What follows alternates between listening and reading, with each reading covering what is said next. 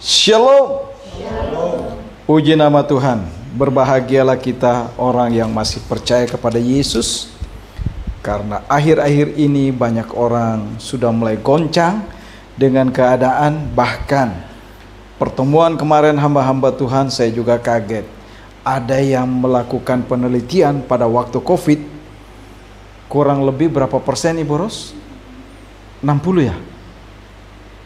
60% ya dari para pemimpin rohani Kristen itu mengalami stres, depresi, dan kemunduran. Tapi kita bersyukur kalau kita sampai saat ini masih tetap ada sebagaimana adanya kita.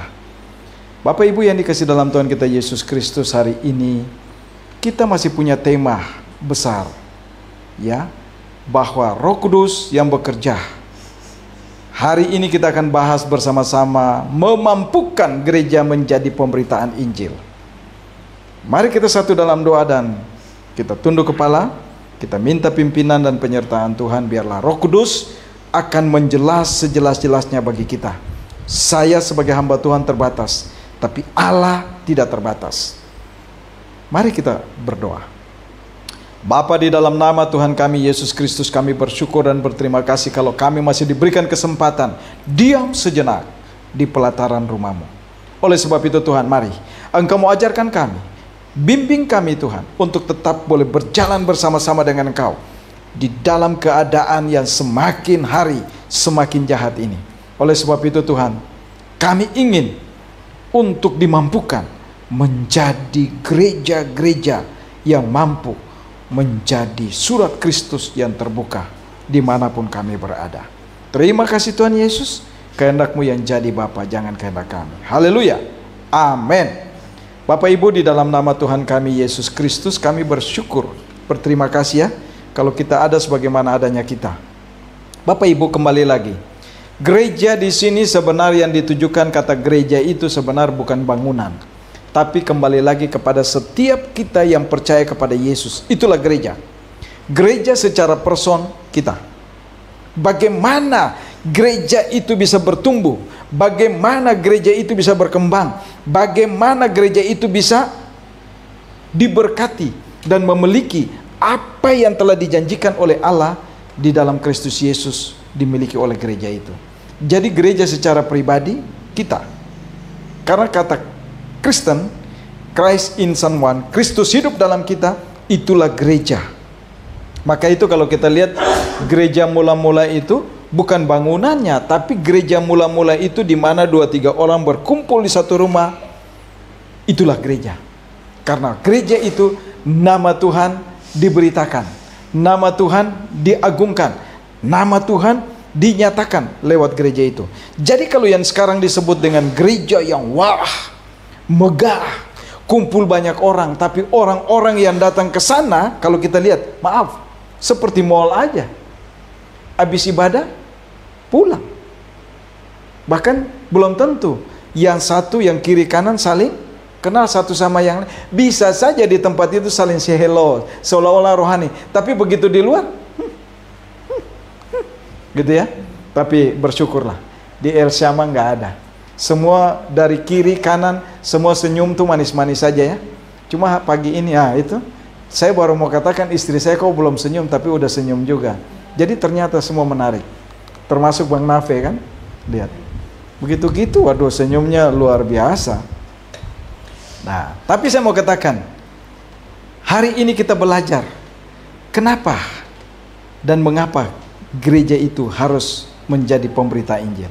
Mari kita buka kebenaran firman Tuhan yang terambil dari Kisah Para Rasul pasal 2. Kisah Rasul pasal 2 ayat 41 sampai 47. Kita silih berganti. Ya, kita silih berganti. Saya akan baca ayat 41, ayat 42. Bapak Ibu jemaat yang dikasihi dalam Tuhan kita Yesus Kristus, silih berganti sampai ayat yang ke-47. Judul dan perikop yang diberikan oleh Lembaga Alkitab Indonesia, cara hidup jemaat yang pertama atau mula-mula, ya. Ayat 41. Orang-orang menerima perkataannya itu, dibaptis, dan pada hari itu jumlah mereka bertambah kira-kira 3.000 jiwa.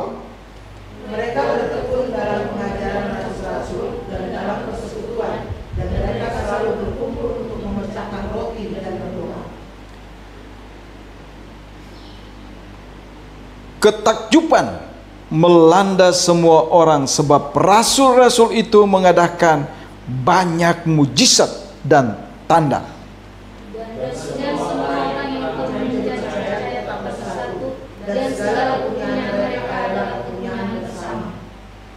Dan selalu ada dari mereka yang menjual harta miliknya lalu membagi-baginya kepada semua orang sesuai dengan keperluan masing-masing.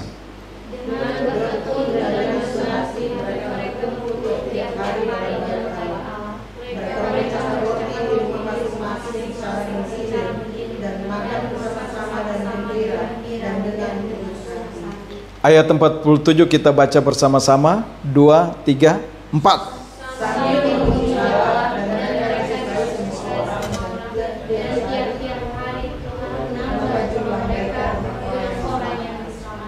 Puji nama Tuhan. Luar biasa kisah para rasul. Ya. Dicatat, membuktikan bahwa gereja yang bertumbuh itu yang wajar dan jelas bukan bangunan. Ada memang bangunan gereja yang megah, kita bersyukur bahwa mereka diberkati, mereka dikasih fasilitas. Tapi ingat, ada banyak juga hamba Tuhan memperkaya diri dengan hal-hal seperti itu. Akhirnya membangun kerajaan, bukan lagi gereja yang bertumbuh. Nah, tapi kita bersyukur, kita tidak boleh iri. Tapi hari ini kita mau belajar bagaimana supaya kita menjadi gereja yang benar-benar sungguh-sungguh Roh Kudus ada dan tinggal dalam hidup kita. Untuk orang lain melihat kita, mereka juga boleh takjub, mereka juga boleh bangga, mereka juga boleh mengenal siapa sesungguhnya yang di balik kita. Bapak Ibu, dari kebenaran firman Tuhan ini ada 3 hal penting, ya. Bagaimana Roh Kudus yang bekerja memampukan gereja menjadi pemberitaan Injil. Yang perlu kita ketahui, gereja, ya, gereja yang dimaksud di sini bukan bangunan gereja seperti tadi saya katakan, yang hanya kita mengumpul pundi-pundi dan ingin merekrut banyak pendapatan dari gereja itu. Maaf, kalau gereja-gereja seperti itu akhirnya seperti mall. Kita hanya datang shopping, kuping kita disenangin, pulang kita balik lagi dengan beban, pergumulan, masalah dalam hidup kita. Tapi gereja yang bertumbuh tidak seperti itu. Gereja yang bertumbuh punya kedewasaan, dapat menyelesaikan persoalan, problem, pergumulan bersama-sama dengan Yesus. Itulah gereja, bukan bangunan yang datang semua orang terpesona dengan musik yang wah, ya.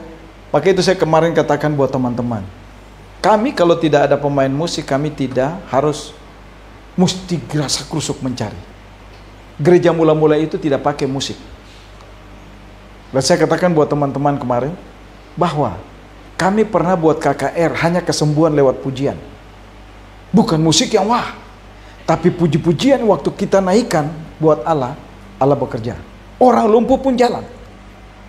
Nah, itu yang membuat sampai saat ini bagaimana kita bisa bertumbuh. Lewat kita orang lain mengenal Dia dan bertumbuh. Oleh sebab itu Bapak Ibu, kita lihat Yohanes pasal 1 ayat 42 katakan gini, ia membawanya kepada Yesus. Ya. Yesus memandang dia dan berkata, engkau Simon, anak Yohanes, engkau akan dinamakan Kefas. Artinya Petrus. Coba tuh. Berarti orang yang goyah, ya, yang ada juga namanya Simon yang ragu-ragu, menjadi Petrus itu seorang yang teguh, menjadi orang yang memiliki pendirian yang luar biasa. Nah, ini luar biasa.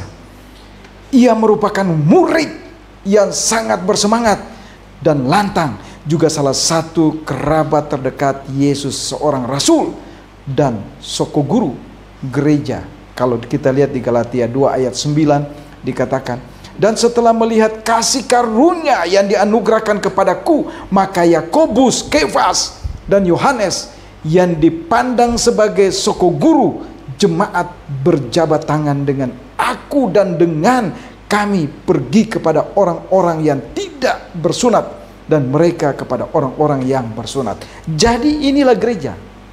Gereja itu bukan berarti melihat, oh ini kamu ini kamu ini. Masing-masing kita punya bagian. Bersyukur kalau kita bisa nyanyi. Waktu kita bisa bernyanyi, jangan kita katakan begini, saya nggak punya suara. Hati-hati. Saya nggak bisa main musik. Hati-hati. Saya mau kasih tahu Bapak Ibu, saya punya teman. Saya udah sering perkatakan di tempat ini. Saya punya teman jago main musik. Waduh, dia kalau main gitar bahkan sudah menciptakan lagu. Tapi karena dia dipanggil untuk kuliah, kuliahnya jauh di Jogja sana. Jadi setiap kali Sabtu mereka mesti ke lapangan. Nah, teman-temannya katakan, ayo yuk, kamu ikut, kamu bisa main gitar buat kami. Biar ada pujian penyembahan yang enak. Dan orang ini katakan apa? Maaf, saya nggak bisa. Dari mana kamu tahu saya bisa main gitar? Hati-hati.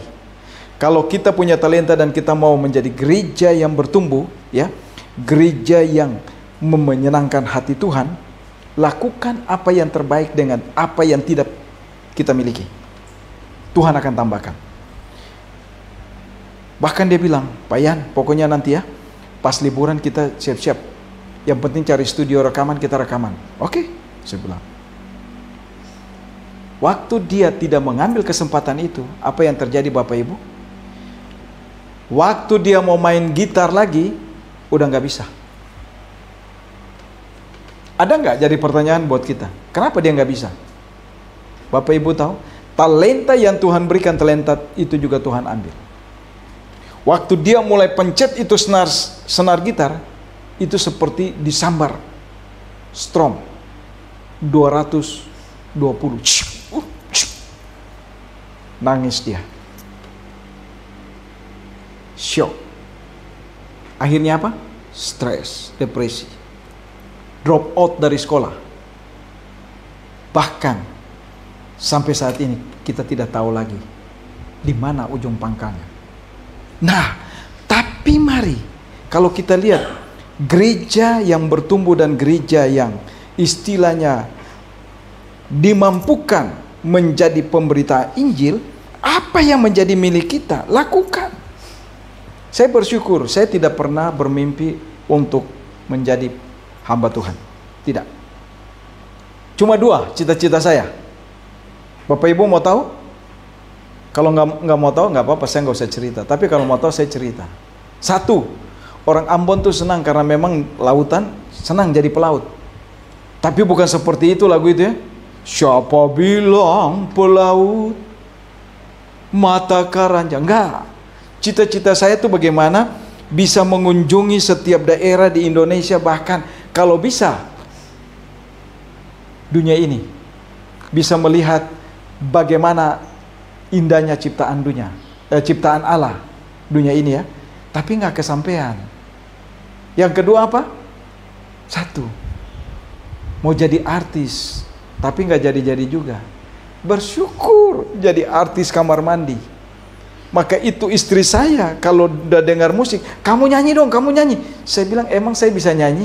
Waduh, jangan simpan-simpan. Ya udahlah, untuk menghibur istri kan, nyanyi. Karena apa? Ya itu cuma cita-cita. Tapi kembali lagi waktu Tuhan panggil, itu hilang semua. Hilang. Maka itu kalau tadi kita dengar Christine bilang, saya suara fals. Aduh, jangan. Kita katakan gini, bersama Yesus kita dapat lakukan perkara besar. Karena apa? Roh Kudus memampukan gerejanya menjadi pemberitaan Injil. Bapak Ibu tahu waktu saya dipanggil Tuhan, saya tidak pegang Alkitab dan berdiri di mimbar.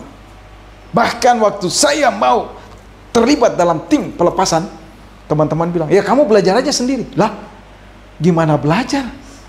Alkitab aja saya baru mulai baca, gitu ya.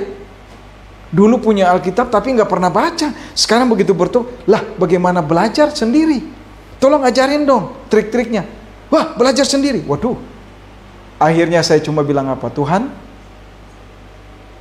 berikan saya hikmat.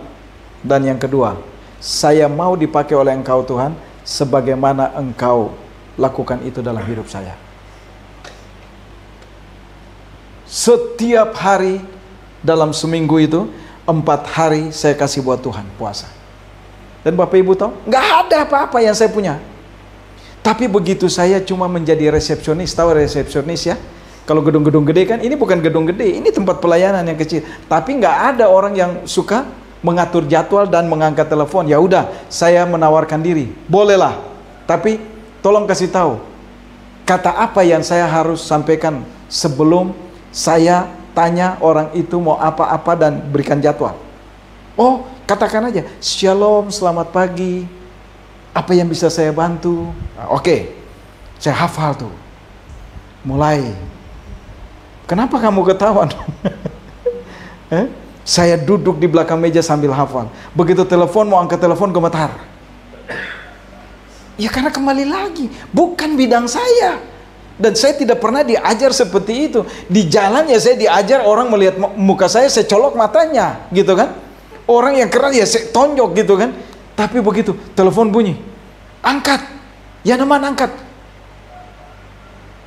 Akhirnya, shalom, selamat pagi, tempat doa di sini, bisa saya bantu? Orang dengar suara saya, baru dengar suara saya aja, datang. Mana itu yang namanya Yaneman? Saya pingin tahu. Saya bilang ada lagi. Tuhan, ini bagaimana nih? Apakah ini mikrofon di telepon ini merubah suara saya atau ini bukan satu? Mulai dari nenek-nenek yang sudah jalan pakai tongkat sampai anak gadis yang baru pulang sekolah SMA datang. Mana itu yang namanya Yaneman? Oh, ada apa? Yang kemarin udah dikasih. Iya, kami pengen tahu orangnya yang mana. Oh, saya sendiri. Oh ya, sudah kami pulang ya. Ya. Waduh. Tapi saya bersyukur. Akhirnya begitu dapat kesempatan di radio siaran, banyak orang bertobat dan saya tahu. Terima kasih Tuhan. Dari tidak punya skill apa-apa, tapi waktu kita memberikan diri untuk mau dipakai menjadi alatnya Tuhan, ya, diperlengkapi oleh Tuhan, ya, dimampukan oleh Tuhan menjadi pemberitaan Injil. Waduh, Bapak Ibu tahu, itu orang dengar suara saya di radio aja, itu bukan terpesona lagi, tapi datang berbondong-bondong, nggak tahu masalahnya apa, yang penting saya mau datang ketemu dengan Yaneman. Tapi kembali lagi, karena memang saya bukan yang layani, orang lain yang layani. Silakan masuk-masuk ya, kumpul-kumpul, ya duduk. Mana tuh Yaneman, mana? Saya Yaneman, tapi saat ini Bapak Ibu sudah dikasih jadwal, siap-siap kita akan masuk dalam pelayanan.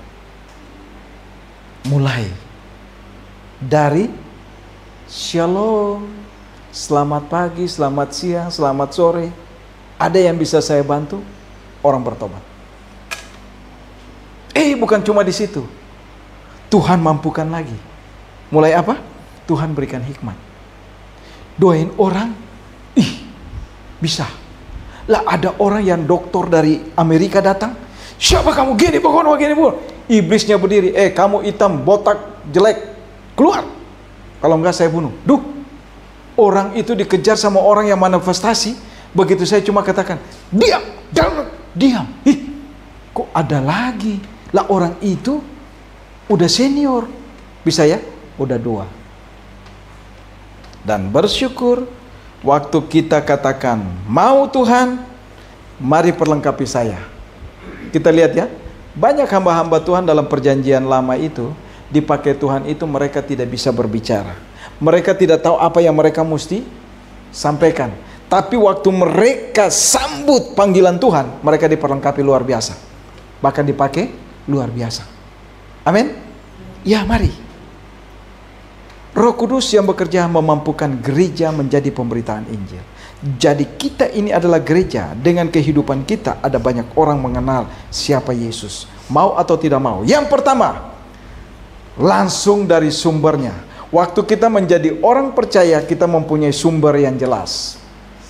Bapak Ibu, saya satu waktu pelayanan ke daerah, dan daerah itu maaf tidak ada air bersih, karena semua itu gambus. Lah bagaimana nih minum air yang bersih? Air yang bersih itu, kenapa Lina senyum-senyum? Belum kesana kan Lina ya? Ya, ya, baguslah. Dan di sana itu orang untuk dapat air bersih tadain air hujan. Bahkan saya kaget, di rumah yang saya tinggal itu dari atap rumahnya itu semua arahkan ke bak penampungannya di bawah untuk air hujan itu masuk dan disaring di sana untuk minum. Saya kaget. Saya bilang, kenapa sumber air di sini nggak baik? Iya, karena di sini lahan gambus. Nah, Bapak Ibu, kalau kita punya sumber yang benar, kita jangan takut. Orang yang punya sumber air yang gak benar aja, mereka cari sumber air yang benar dengan cara mereka mempergunakan apa yang ada. Padahal Bapak Ibu tahu ya, kalau air hujan kita mandi bagaimana kalau pakai sabun? Enak nggak? Kenapa nggak enak, Bu? Udah punya pengalaman belum? Oh, punya. Amin. Kalau belum punya pengalaman, memang kita nggak tahu. Christine udah pernah mandi pakai air hujan? Belum? Mandi pakai air hujan sama itu. Jangan ada yang pisahkan ya. Biarkan kakak dan adik. Iya. Mandi pakai air hujan tuh nggak pernah kita rasa bersih. Begitu gosok sabun, ya, begitu di spool apa? Kulicin ya. Ini berarti kita punya pengalaman. Saya juga punya pengalaman. Memang di tempat saya itu air melimpah. Air melimpah. Kalau nggak percaya tanya Ibu Ros. Air kali aja, air kali itu bersih. Lautan nggak pernah kotor. Jadi berdiri di pinggir pantai begini, lihat ikan gede-gede itu jalan. Kelihatan tuh, tinggal pakai tombak aja. Nah, bagaimana saya bisa merasakan itu? Ya karena tadi saya masuk ke daerah dan saya lihat sumber air tidak baik. Tapi mereka mempergunakan itu. Dan Tuhan berkati enggak? Tuhan berkati. Maka itu kalau kita punya sumber yang benar, jangan pernah takut. Jangan pernah bergeser dari sumber itu. Tetap di sumber itu. Kita akan melimpah. Kita akan melimpah. Bapak Ibu, di lokasi tempat ini, kita bersyukur. Kita punya sumber air yang baik. Karena kita bersama Tuhan. Kita diberkati. Air kita nggak pernah habis-habis. Dibagi kepada tetangga. Ya silakan. Tapi ada. Berapa meter dari tempat ini ke bawah. Udah nggak bisa minum. Coba. Oleh sebab itu yang pertama. Langsung dari sumber. Ya, saya baca ayatnya. Ayat 41 sampai 43 katakan begini. Orang-orang yang menerima perkataannya itu memberikan diri dibaptis, dan pada hari itu jumlah mereka bertambah kira-kira 3.000 jiwa. Mereka bertekun dalam pengajaran rasul-rasul dan dalam persekutuan, dan mereka selalu berkumpul untuk memecah roti dan berdoa. Maka ketakutanlah mereka semua, sedang rasul-rasul itu mengadakan banyak mujizat dan tanda. Kenapa Bapak Ibu? Sebagai orang percaya kita punya sumber yang luar biasa. Tantangan apapun yang datang, mari jangan kita cari manusia. Manusia itu terbatas. Tetangga kiri kanan boleh menjadi keluarga terdekat, tapi yang paling penting kita datang dulu kepada Allah yang menjadi Bapa kita. Tuhan, saya punya pergumulan. Jangan begitu punya pergumulan, pagem, bugem, gimana nih, bagono, begini, begunu, gitu ya. Jangan. Hamba Tuhan itu cuma penopang dari luar. Siapapun dia, hamba Tuhan juga manusia. Lapar nggak? Lapar. Butuh makan? Butuh. Pergumulan? Ada. Tapi jemaat nggak pernah tahu bahwa hamba Tuhan itu punya pergumulan. Tapi saya mau katakan buat kita, kalau saya dengan Ibu Ros, kita nggak ada punya pergumulan, happy aja. Cuma pergumulan itu kadang-kadang datang karena Ibu Gem suka bikin pergumulan sendiri. Nah, jadi ya sudah saya bilang, kita nikmati kalau memang bikin pergumulan sendiri, gitu ya. Kenapa? Happy. Kenapa mesti memikirkan hal-hal yang nggak perlu kita pikirkan? Kalau memang kita nggak bisa menjangkau itu, jangan bikin hal itu. Bisa? Jangan sampai kita melakukan hal-hal yang memang di luar kemampuan kita, tapi sesuai aja. Tapi kalau itu memang harus kita lakukan, kita katakan, Tuhan, saya mau itu. Mari Tuhan, Engkau mampu. Saya udah katakan buat Bapak Ibu, luar biasa. Tuhan itu tidak pernah meninggalkan. Kalau kita dimampukan menjadi pemberitaan Injil, lakukan apa yang kita bisa. Jangan bertahan dan hanya terkurung aja begitu saja. Jangan. Oleh sebab itu, langsung dari sumber itu sumber yang benar. Karena dia jaminan bagi kita. Ada enggak manusia lain atau nabi selain dari Yesus yang memberikan jaminan bahwa dia menyediakan tempat di sorga bagi kita? Ada enggak? Enggak ada. Jadi kalau kita punya sumber jelas, jangan kita bergeser. Karena langsung dia Allah yang menjadi manusia, dia yang tahu sorga bagaimana. Ini orang yang nggak tahu sorga tapi kasih jaminan buat kita. Sorga, lah sorga bagaimana? Tapi kita tidak mau keluar dan menjadi berkat buat orang lain. Mari kita tinggalkan kehidupan lama kita menjadi berkat buat orang lain. Dan sumber itu tetap mengalir. Bapak Ibu, saya kasih ilustrasi. Biasa saya bawa botol air ya untuk minum. Kali ini nggak ada, tapi nggak apa-apa. Kita tahu ya kalau air diisi di gelas, bagaimana supaya air ini bisa bertambah? Halo? Ya? Minum ya? Betul. Ibu Ros pintar sekali nih.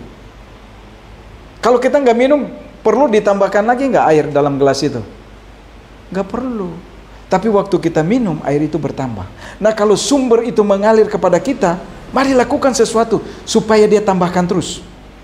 Dan saya bersyukur mulai dari satu karunia yang cuma bisa saling menasihatkan orang lain, bisa cuma dengan say hello, bisa bertambah mengajar, bisa bertambah konseling, bisa bertambah. Jadi saya bersyukur karunia yang dimiliki Yesus, sebenar 27 karunia itu kita harus miliki. Karena itu janji Yesus. Yohanes 14 ayat 12 apa bunyinya? Salah seorang baca buat kita. Yohanes 14 ayat 12. Jangan kata saya, nanti Alkitab saya salah. Apalagi Alkitab terjemahan baru kedua, ya. Bisa saja kata-katanya berbeda, tapi tujuannya tetap sama. Tidak ada perbedaan. Yang sudah dapat coba baca buat kita. 14 ayat 12. Perhatikan ya. Jadi kalau kita mau melayani Tuhan, hal ini akan dipenuhi oleh Allah sebagai sumbernya yang akan datang kepada kita. Line baca buat kita yang keras. Aku berkata kepadamu, sesungguhnya barang siapa percaya kepadaku, ia akan melakukan juga pekerjaan-pekerjaan yang aku lakukan. Bahkan pekerjaan-pekerjaan yang lebih besar daripada itu. Jadi kalau Yesus tumpang tangan orang sakit sembuh, bisa nggak kita? Tadi dikatakan apa? Baca lagi sekali sayang. Aku berkata kepadamu, sesungguhnya barang siapa percaya kepadaku, ia akan melakukan juga pekerjaan-pekerjaanku. Pekerjaan-pekerjaan yang aku lakukan. Jadi Yesus lakukan apa? Yesus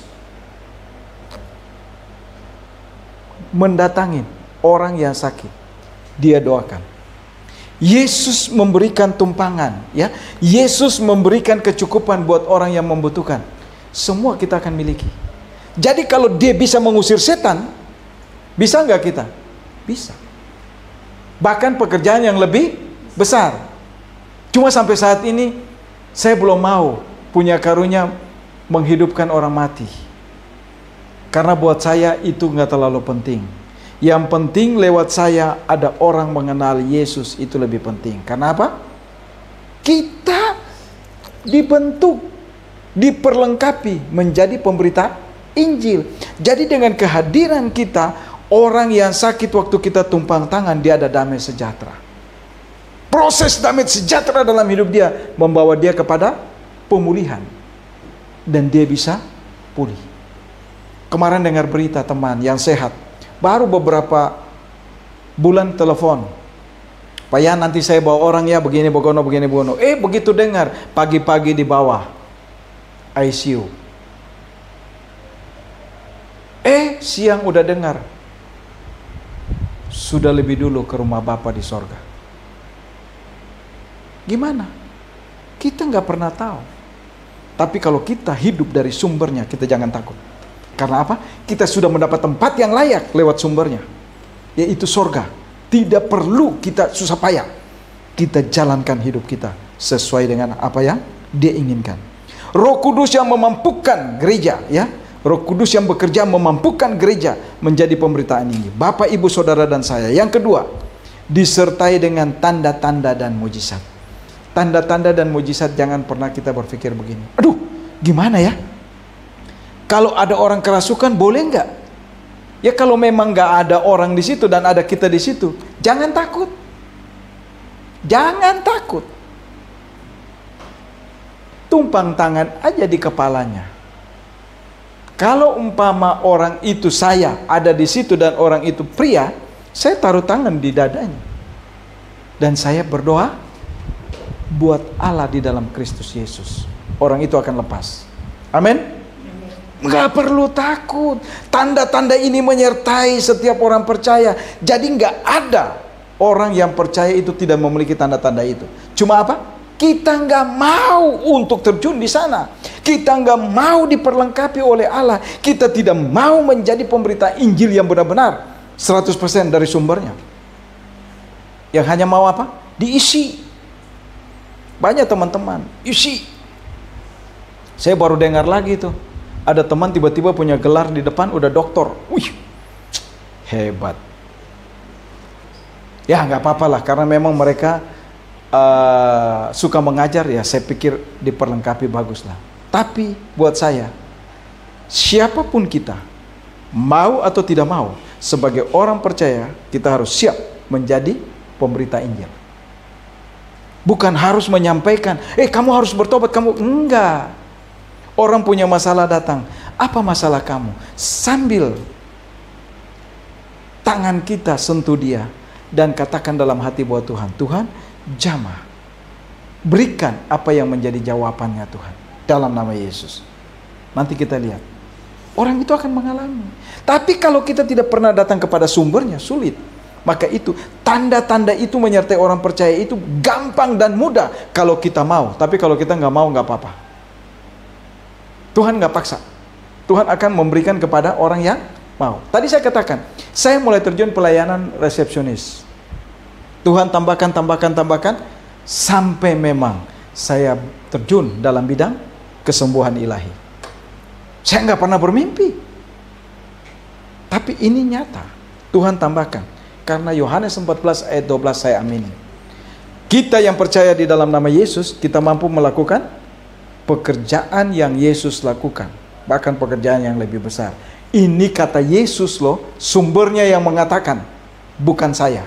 Saya cuma menyambut dan memfollow up apa yang disampaikan oleh Yesus. Saya mau Tuhan menjadi alatmu. Jangan pakai dulu orang lain, pakai dulu saya. Karena saya siap dipakai. Kalau pakai dulu orang lain, Tuhan bilang, ya kamu minggir. Maka itu kita bisa ketemu kan? Ini karena apa? Karena hebatnya Tuhan. Ini yang kedua. Yang terakhir dikatakan begini, Roh Kudus yang bekerja memampukan gereja menjadi pemberita Injil. Ya. Kalau yang tadi ayat 44-45 saya baca ya biar enak. Yang kedua itu disertai tanda-tanda ya. Dan semua orang yang telah menjadi percaya tetap bersatu dan segala kepunyaan mereka dalam kepunyaan bersama. Ya, dan selalu ada dari mereka yang menjual harta miliknya lalu membagi-baginya kepada semua orang sesuai dengan keperluan masing-masing. Ini salah satu tanda bahwa sebagai orang percaya ada miliki damai sejahtera, miliki kasih yang tidak ingin diri sendiri dipenuhi atau diutamakan, tapi melihat orang lain juga butuh. Ini dia. Ini tanda-tanda orang percaya tuh seperti itu. Bukan apa?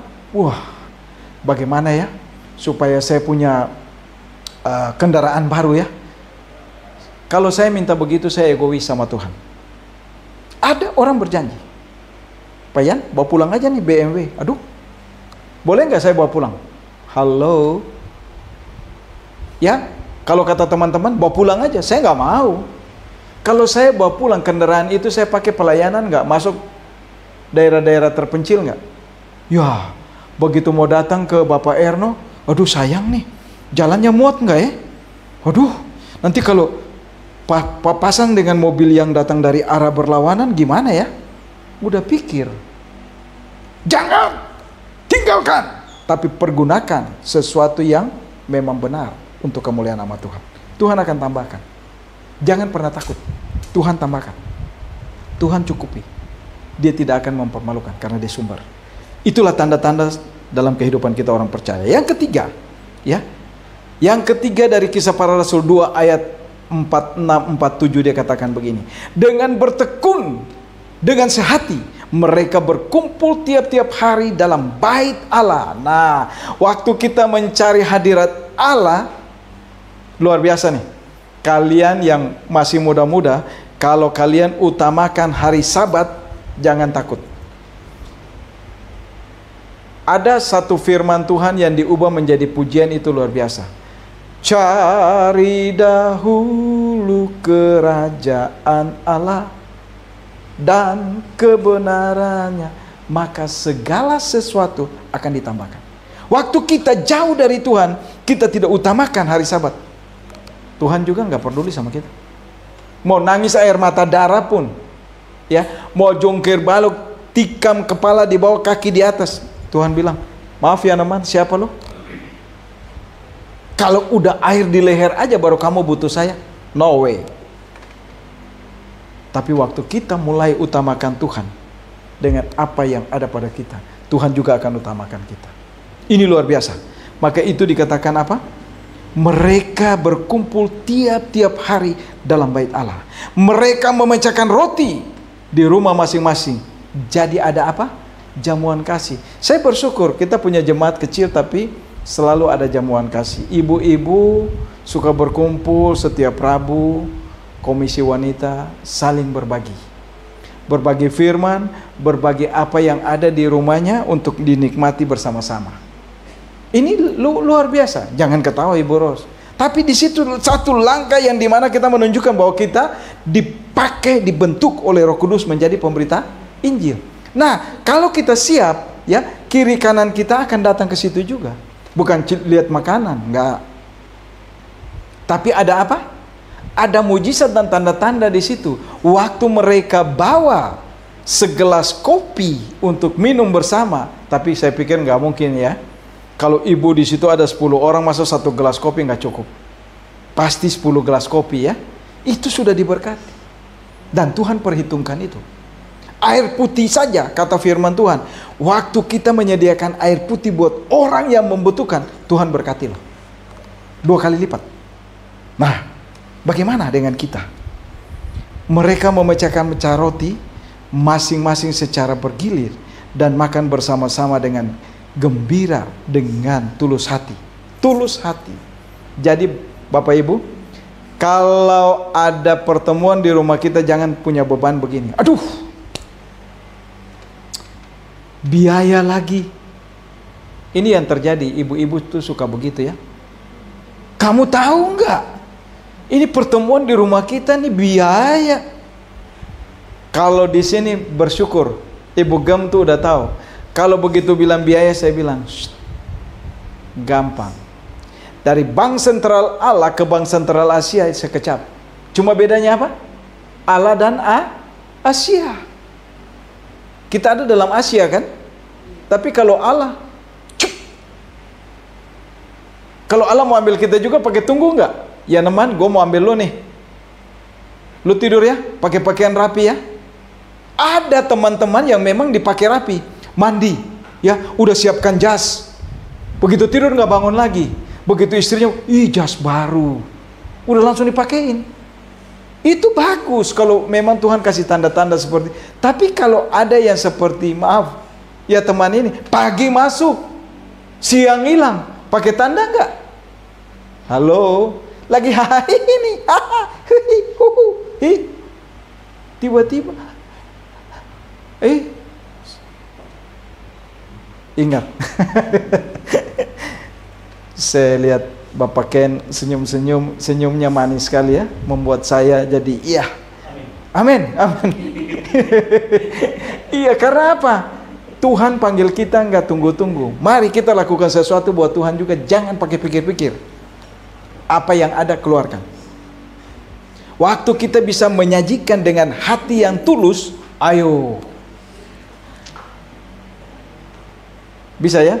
Dulu saya waktu ketemu dengan istri saya buat kopi buat saya aja, istri saya itu berat sekali. Karena memang bukan anak rumahan. Orang yang memang sibuk untuk cari uang. Ya tahu orang Sumatera kan? Tapi begitu nikah, kok nggak ada kopi? Kamu nggak pernah ke dapur ya? Dia bilang gini, sakit tuh bukan di sini, sini sakit. 2 tahun nggak pernah ke dapur. Akhirnya saya mulai berpikir, kenapa ya istri saya ini sakit apa ya? Apa dapur karena memang kita kontrak, dapurnya begini. Saya bilang, non, ya kita terima apa adanya. Nanti kalau udah punya rumah sendiri, kamu aturlah dapur kamu mau bagaimana. Mau di depan yang sambil masak lihat orang, atau mau masak ya, mau ngobrol dengan tetangga, silakan. Tapi ya nikmati dulu. Karena dapur di dalam dapur orang, gitu kan, namanya kontrak. Tapi apa yang terjadi coba Bapak Ibu? Ternyata dia bilang, kamu tahu nggak? Kamu bilang nggak pernah ke dapur bikin kopi aja nggak tahu. Sakit bukan di sini sakit. Ada ya suku-suku tertentu yang punya ya, begitu dengar perkataan sakit hati, sakit. Tapi mari dididik pelan-pelan Tuhan mengubah menjadi pemberita Injil. Pemberita Injil itu bukan dulu ke orang lain, tapi ke keluarga. Anak-anak saling menyenangkan saudara satu sama yang lain. Nah, saya mau tanya dulu nih, Christine yang suka bikin minum di rumah siapa Christine? Maaf, Christine yang mana Christine?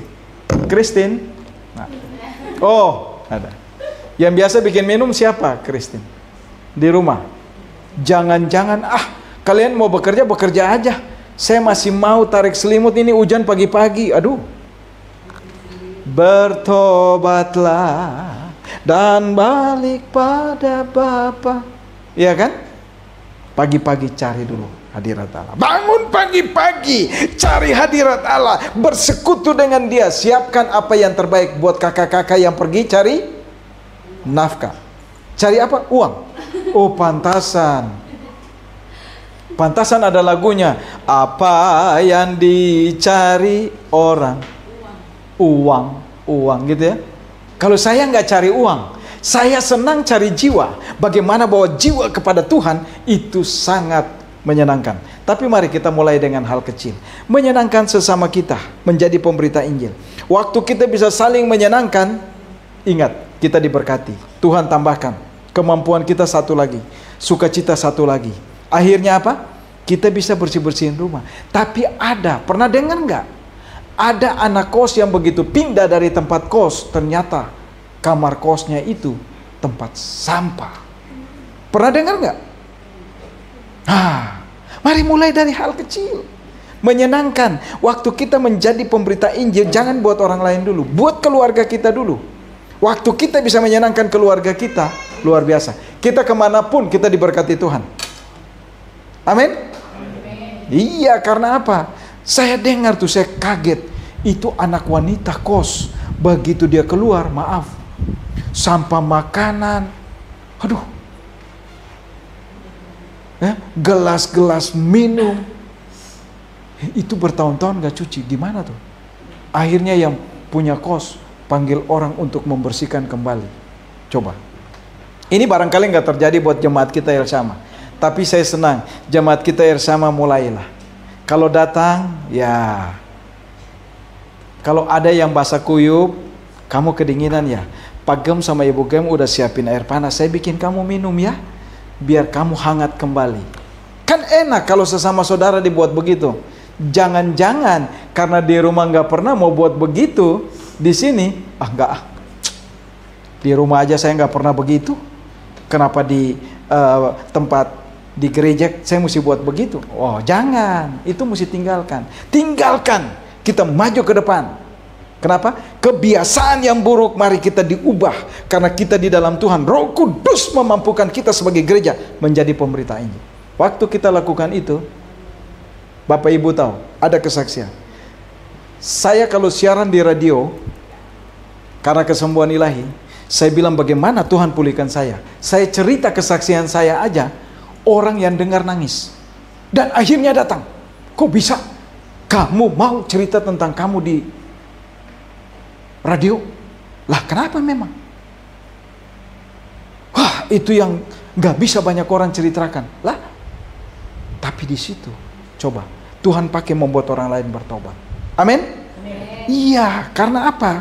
Disinilah sambil memuji Allah dan mereka disukai semua orang. Coba, sambil memuji Allah mereka disukai orang. Karena apa? Kita dari sumber, waktu sumber itu terjun kepada kita, kita terpenuhi, kita memberkati orang lain.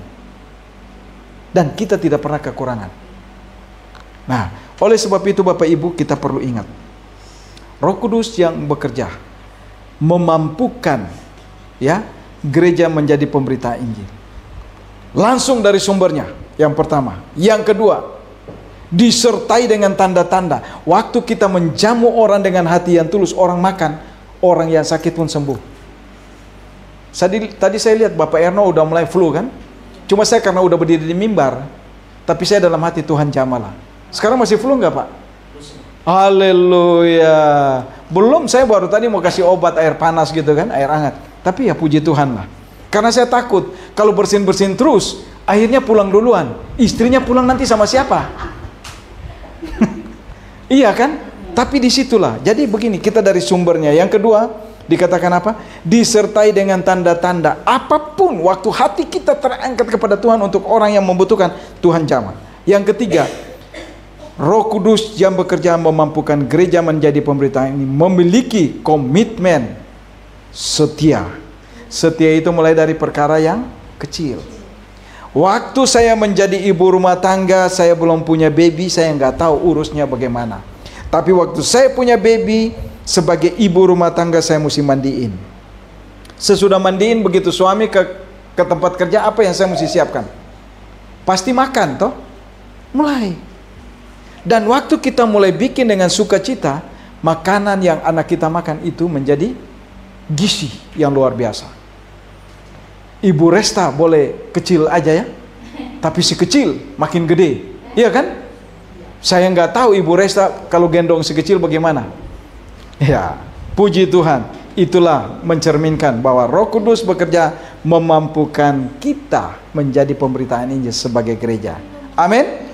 Mari kita tunduk kepala dan kita berdoa. Bapa, di dalam nama Tuhan kami Yesus Kristus, kami bersyukur, berterima kasih. Kalau Roh Kudus yang kami percaya bekerja dalam hidup kamu, memampukan kami menjadi pemberitaan Injil. Lewat kami ada banyak jiwa mengenal Engkau. Lewat kami ada banyak orang memerlukan kebutuhan-kebutuhan yang terjawab lewat kami. Dan mereka melihat kami, mereka boleh mengalami sukacita, damai sejahtera, pemulihan, kesembuhan, bahkan diberkati Tuhan. Terima kasih Tuhan Yesus. Kehendak-Mu yang jadi Bapa, jangan kehendak kami. Haleluya. Amin.